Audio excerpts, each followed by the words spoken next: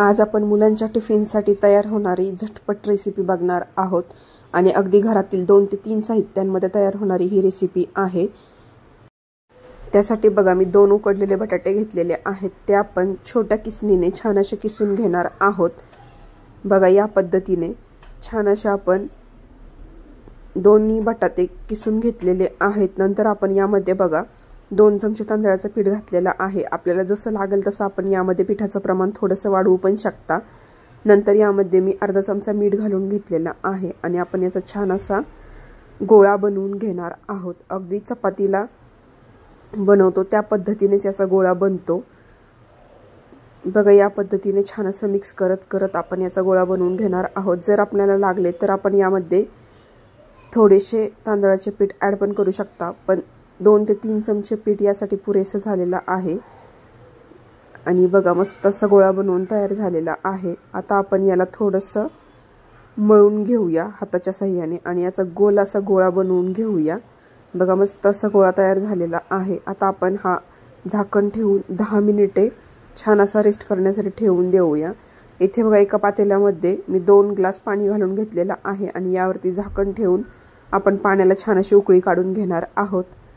तोपर्यंत बघा इथे पीठ भिजून झालेला आहे। एक 10 मिनिट पीठ भिजल्यानंतर बघा पीठ छान असं फुललेलं आहे आणि इथे बघा मी एक चाळण घेतलेली आहे, त्याला आपण थोडंसं तेलाने ग्रीस करून घेणार आहोत, जेणेकरून आपण त्यावरती पोटॅटो राईस फ्राय जो घालणार आहे तो त्याला चिकटणार नाही। नंतर बघा या मिश्रणाचे आपण छान असे गोलाकार गोळे बनवून घेणार आहोत। जरी मिश्रण अगदी चिकट झालेलं असेल किंवा हाताला चिकटत असेल तर आपण तांदळाचे पीठ पण वापरू शकता किंवा आपण हाताला तेल लावून पण घेऊ शकता।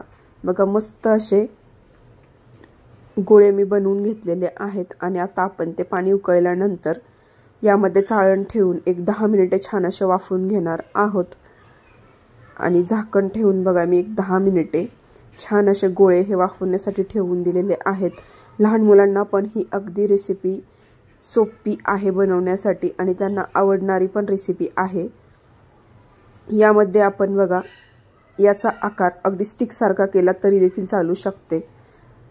नंतर बघा गोळे छान असे उकडल्यानंतर मी थंड करण्यासाठी ठेवून दिलेले आहेत आणि इथे बघा एका कढईमध्ये अर्धा चमचा मोहरी, अर्धा चमचा जिरे, 1 चमचा तेलामध्ये छान अशा आपण परतून घेणार आहोत। नंतर यामध्ये अर्धा चमचा तीळ घातलेले आहेत आणि 1 हिरवी मिरची घातलेली आहे आणि यामध्ये आपण बनवलेले पोटॅटो राईस फ्राय घालून छान असे हलकेसे 1-2 मिनिट परतून घेणार आहोत।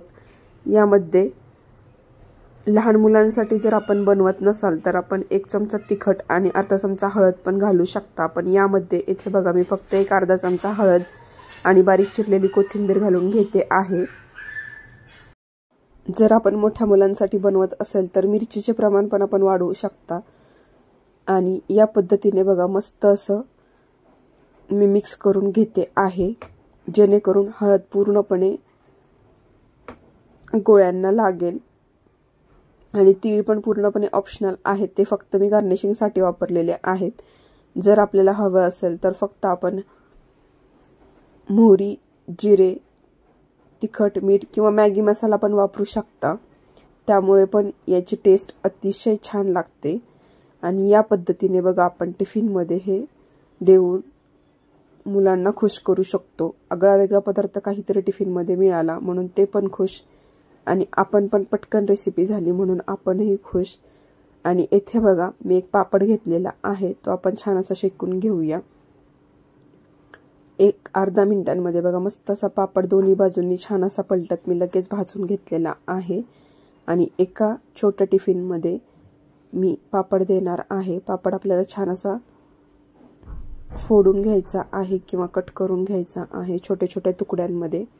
याचे छोटे छोटे तुकडे केल्यानंतर बघा आपण डब्यामध्ये घालून घेणार आहोत आणि झाकण लावून लगेच ठेवून द्यायचा आहे, कारण पापड मऊ पण पडू शकतो। आणि बघा मस्त असं सॉस सोबत किंवा कोणत्याही एखाद्या चटणी सोबत आपण ही रेसिपी सर्व करू शकता। तुम्ही पण ही रेसिपी एकदा नक्की बनवा आणि कमेंट करून नक्की सांगा कशी बनलेली आहे ती। आणि अशाच नवनवीन रेसिपीसाठी कोमल्स किचनला सबस्क्राइब करा, लाईक करा, फॉलो करा आणि कमेंट करायला विसरू नका.